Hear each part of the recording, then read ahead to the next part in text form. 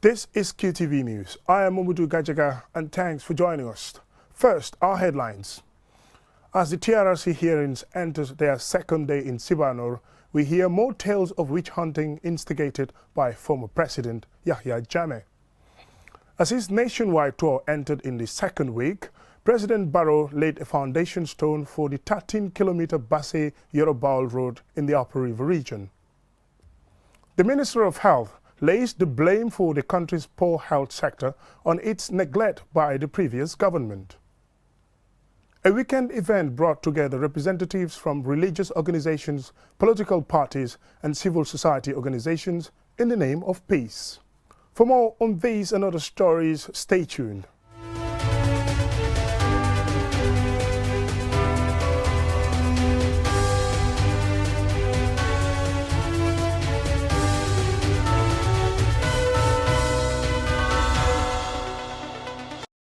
Welcome and thanks for joining us. This is QTV News.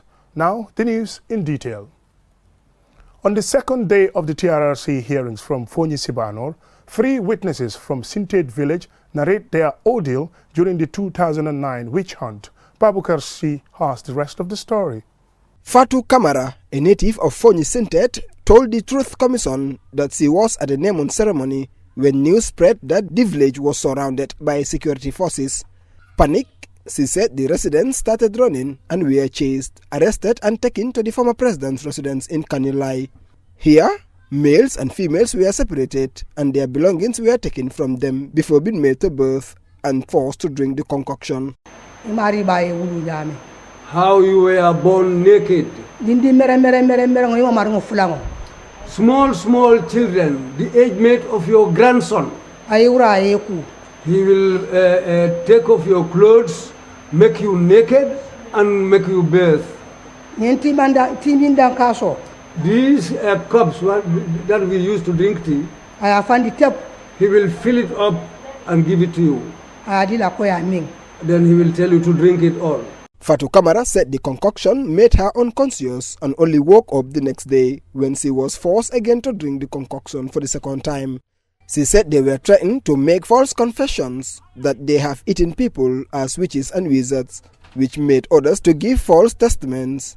Fatu Kamara said she is still suffering from health complications caused by the concoction she was made to drink.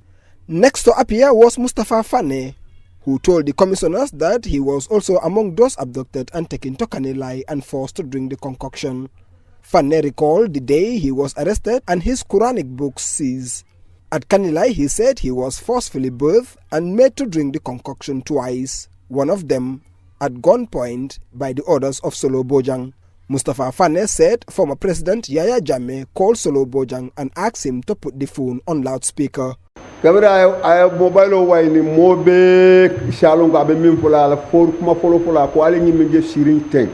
he put the mobile on speaker so that everybody could hear, the first thing he said was, you see this individual who is seated here.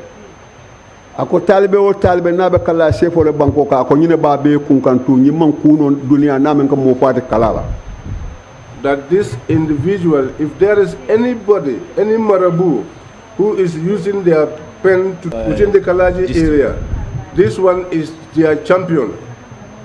In total, Fane said he was made to drink the concoction 6 times.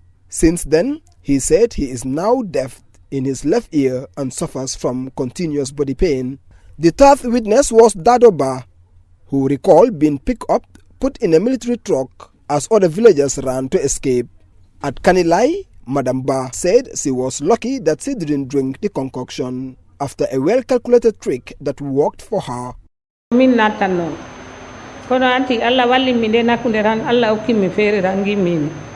I was sitting and waiting for my turn. When we were sitting and waiting, that coincided with the dusk prayers. So when I saw that things have stopped, we've stopped drinking, that was the time I decided to try and escape and leave the area. So this is how I got up and started walking towards the vehicle. Dadoba said the water that the detainees were made to drink and bathe with was from a pond that she alleges was full of crocodiles. Babukarsi, QTV News. On Monday, the foundation stone was laid for the construction of the estimated 13-kilometer Basse-Yerobawol road in the Upper River region. Aliu Cisse has more. The foundation stone was laid by President Barrow en route to a meeting in Wuli Bantunding as part of his ongoing nationwide tour. The construction is awarded to TRRC Construction Firm, the same company that constructed the 121-kilometer Lamenkota-Passamas road. In addition to this road, the 18-kilometer road linking Keleng and Bansang will also be constructed. Several years, the people of Wuli have blamed the previous government for isolating this part of the country. And now the president has just laid the foundation stone for the construction of this road, which will link Basse and Wuli. As you can see, this road will link to the Passamas Lamenkota road. This is part of our road network that we promise the Gambian people. It is part of the national development plan. We cannot develop if we cannot communicate. Communication, access is very, very important. That's why we are laying this foundation today, and the project is starting now. This is not politics, this is not sentiments, this is real. Action speaks louder than words. We believe in action. For decades, this area has been isolated and neglected by previous governments, and therefore not much development took place. We are marginalized for long. It's not just about the 22 years. They have been marginalized since we got independence. This is the first time they are having such type of roads here. We see that this area didn't develop. We consider it as the poorest area in the Gambia. Now we want that narrative to change so that they will all feel that we are in the Gambia. When you talk about Wuli first time, they said Wuli is very far, but now Wuli is near. On Monday, the president held meetings in Bantunding, Jakunda and Dasilame in Sandu. Reporting for QTV News from Basse in the Upper River region, I am Aliu Cisse. The Minister of Health, Dr. Amadou Samate, has blamed the country's poor health sector on the lack of attention given to it by the former government. As Aliu Cisse reports, Minister Samate said what his ministry is doing to improve the sector. Gambians have been using the president's current tour to raise concerns relating to lack of health facilities and poor healthcare service delivery in their areas. In an interview with QTV, the Minister for Health, Dr. Amadou Samate, said the government's plans working through his ministry to provide quality health service delivery in the country. Government had given quite a lot of millions for the procurement of equipment. If you've seen Edward Francis Small Teaching Hospital now, you know that it is changing. The last time the government gave $35.7 million for the procurement of equipment for EFSTH, and those equipment have come. Very, very important life-saving equipment. And you've seen the renovation going on in Edward Francis. And the government has recently released $20 million to contribute to the renovation of Edward Francis Small Teaching Hospital. And we're preparing the bidding documents as I speak to you. And the procurement of drugs. The government has given quite a lot of millions, much more than the previous regime, to the procurement of drugs. According to him, the sector has had a lot of challenges as a result of what he refers to as a lack of attention by the former government. He explains that his ministry is very much committed to addressing the health needs of every Gambian. At the Basse Hospital, he said there are 8 medical doctors there now and a qualified gynecologist. He said the ministry is strengthening all district hospitals, including Bansang Hospital, to reduce referral rates. Because we have started our strengthening process over there. You look at the structure of Bansang itself is being upgraded. Now we sent a gynecologist in Bansang. Bansang has a pediatrician. Bansang has comprehensive doctors. And Bansang has also a surgeon. Now we sent an orthopedic surgeon to Bansang. We sent a nephrologist in Bansang. We sent an ENT surgeon in Bansang. We sent a maxillofacial surgeon in Bansang. Because we want most of the things that are doable in EFSTH to be done in Bansang. Despite efforts to improve the sector by the current government, medical personnel at the Basse Hospital said there are many challenges that need urgent attention. Medical personnel have been accused of selling public sector drugs to private pharmacies. He urged the public to report such cases as he reviews measures put in place to curb such occurrences. Have instructed the Director for Pharmaceutical Services that any new drugs that are going to be procured to have a label, Ministry of Health, and to have a Gambia flag at the corner of the packet and at the corner of the blister, whatever comes in for the government. So that if people see, if you see a packet of drug with a little Gambia flag at the corner. You will say what? Oh, that's for government. Let me report the issue. In a different engagement, the Minister of Health and the Chinese ambassador to the Gambia, Majian Chun, on Sunday signed a bilateral health agreement. The event, which was attended by President Barrow, saw the donation of medical equipment worth over $700,000 to the Basse Hospital. President Barrow thanked the government of the People's Republic of China for their support. We are very happy. We are honored. And this has bring hope to me as president and to the Gambian people. Reporting for QTV News from Basse in the Upper River region, I am Aliou Cisse.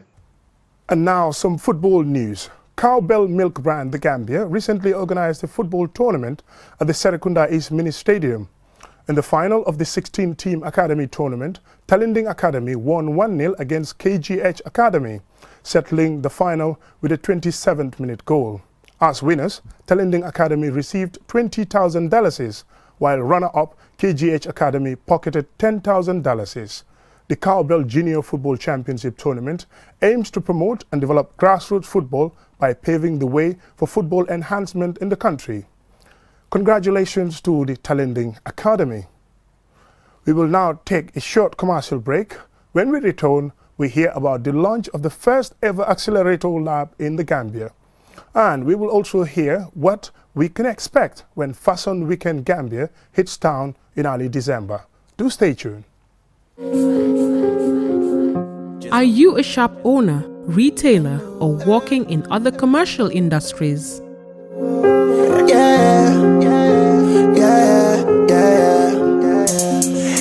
Customers are looking to buy things every day. Let them know where you are. Life is sweet like chocolate. Take part in QTV's marketplace and showcase your business to a large group of potential buyers. The money is calling. Call us on 32-44444 or send us an email at marketing@qtv.gm for more details. Man, you don't know what I've been. You can also get in touch with us on Facebook, Twitter, and Instagram. QTV Marketplace. Be noticed. I'm the baddest in my category. Balling like I'm Curry. Shutting down everywhere. With so many things to do in a single day, it's important to have a network you can trust. When there's family and friends to connect with and business calls to make, you need a network that is reliable and fast. Talk longer, browse faster, go farther, and roam wider. When your network is solid, the world is your oyster.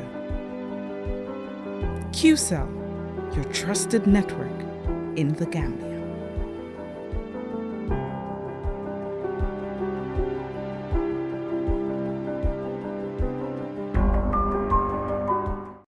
Welcome back and thanks for joining us. This is QTV News. The first ever Accelerator lab in the Gambia was launched by the UNDP in collaboration with Innovate Gambia and Woman Bass. The aim is to boost sustainable youth development and economic productivity. Mam Jara Sise has the rest of that story. The new lab launched hopes to transform the collective approach in the world of computing and information technology by introducing new services as well as identifying connections and partners within the local context. The lab will identify grassroots solutions together with local actors to validate their potential in promoting development. The Accelerator Lab is part of 60 Accelerator Labs serving 78 countries across Africa. It is the largest and the fastest global learning network to address development challenges in Africa. The lab will reinforce locally sourced solutions, finding things that work and expand on them. Our American, founder and CEO of Woman Boss and Innovate Gambia, says that the new innovation center is meant to map out solutions that will help young women to scale their businesses, amongst others. how to elevate and scale up their businesses. We're teaching them how to utilize resources that they have here. We're teaching them how to export their products. We match them with mentors, so they have a global impact, with the mentors being in the United States, that mentor these young women to try to elevate their product. With technology, we want to help digitize some of the work that we do. We want to help with workforce development in the youth, kind of stop the youth, or at least reduce the youth migration into Europe. So by training them in digital skills, so that it will be a hub where other countries will come back and take talent, human talent, and be able to work as a hub as well. Khan further explains the challenges she went on through to establish the Innovate Gambia Center. You come in to give back, so why do you want to give back? Because people are not used to other people giving back unless you're white people. And so we coming back as Gambians saying, no, you deserve this. We're doing this for you. We want to give back to our community. That's been a challenge. I think other challenges have been just collaborating with certain people on the ground. I think the concept is not here yet, to work together and knowing that we all win. When one person wins, we all win. Ms. Aisatadi, UNDP resident representative, explains why they choose to support the initiative. On a daily basis, but sometimes people don't know about those solutions. They think that this is only for one family or for one community. But when we realize, as a global network and global agency around the world, that this solution, whether is there from Asia or Latin America or from Africa, they can be benefit for all population. Our administrator, who is a champion when it comes to climate change, said that we need to think differently and to do different things. And it's why even in the Africa offer for development, we are also talking about the great influentials that we have for development. Ajara Sumpo Sise, head of solution mapping at UNDP, urged people to showcase their innovative skills, which can help in the country's development. Solutions that can be developed and scaled to impact communities or other regions, please let us know. Send us a picture, send us a contact of anything. If it's an innovative furno, an innovative fair, anything that you feel like is being done differently, send it to us, because you can never know. This to you or to that person might be like, oh, it's just for my problem. But really, when partnered with the right people, they can really scale and develop this initiative. The lab will create a space and platform for innovative thinking and ideas to solve some of the Gambia's most interactable issues and challenges. It will also transform a collective approach by introducing new protocols backed by evidence and practice, which will accelerate testing and dissemination of information within and across countries. Reporting for QTV News, I am Mamjara Isise. Pro-Gambia Association, a civil society organization, on Saturday organized a national dialogue for peace in the Gambia. The event brought together representatives from religious and political parties and civil society organizations. Mamadou Lamin Choi was at the event, and he now reports. A campaign for zero violence in the Gambia is what has brought people from various civil, religious and political organizations. Students are also present in this occasion, for they are actors for peace building in the Gambia. Organizers of this dialogue for peace say their motive is to address what they describe as the present cloudy political situation in the Gambia through national dialogue.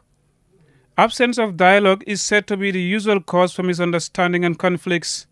Representatives in this event have called for peace and stability irrespective of party affiliations. The PRO of the United Democratic Party, Almami Funding Tal, calls on Gambians to come together with shared values and common purpose for national development, adding that that is the only way to develop the country. Tal also cited several Gambians in history whose efforts brought about peace and development. But clearly there was not peace in the Gambia. But now we have peace.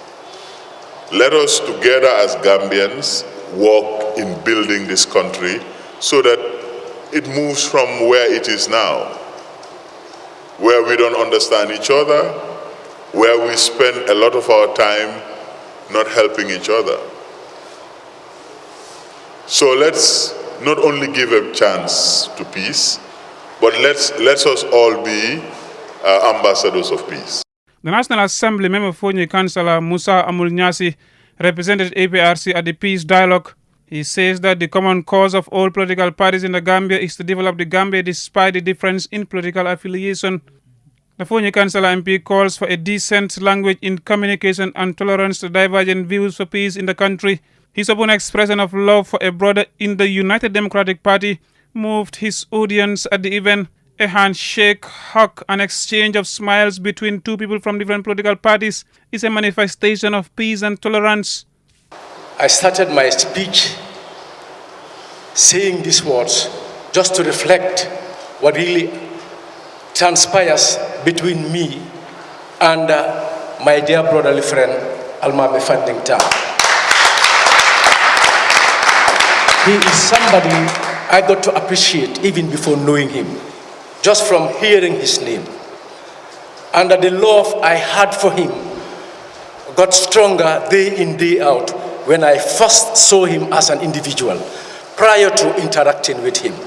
The president of Pro-Gambia Association says that the association is non-partisan and that their mission is to serve the Gambia in peace building through non-violence. This is why Mahatma Gandhi thought that I object to violence, because the good it appears to do is temporary, but the evil it does is permanent.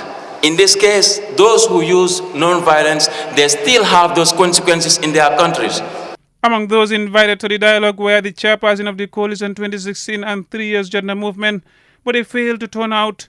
However, according to PRO Gambia Association, the 3 Years Jodna, including other political parties, had indicated to them that it is part of their interest to promote peace in the Gambia.